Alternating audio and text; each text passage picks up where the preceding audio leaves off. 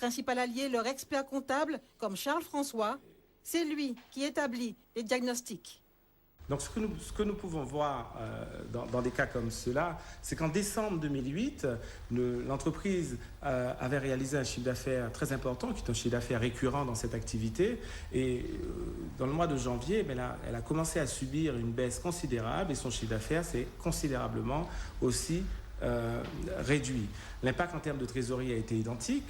La chute de la trésorerie a été à due concurrence puisque la baisse d'activité s'est impactée directement en termes de trésorerie. Et pour elle, malgré tout, nous n'avons pas eu à initier des procédures collectives.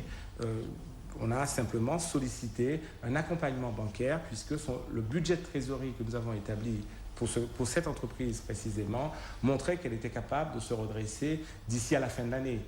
Des dossiers comme celui-là, il en gère une centaine en ce moment. Un professionnel au discours musclé, rien à voir avec le catastrophisme ambiant. Pour lui, pas de place pour la sinistrose, même après 44 jours de grève. Aujourd'hui, c'est un défi. Aujourd'hui, les chefs d'entreprise sont face à un défi. Ce n'est pas facile. Ce n'est pas facile parce qu'il faut maintenant se remobiliser ses salariés, reprendre ses stratégies. Mais avant de faire tout cela, il faut protéger l'entreprise et se reconcentrer sur son action commerciale.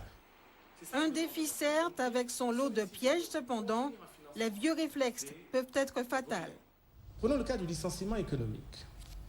Initier le licenciement économique, c'est dans un contexte de situation économique difficile, structurelle. La crise, le mouvement social que nous venons de vivre n'est pas structurel, il est conjoncturel.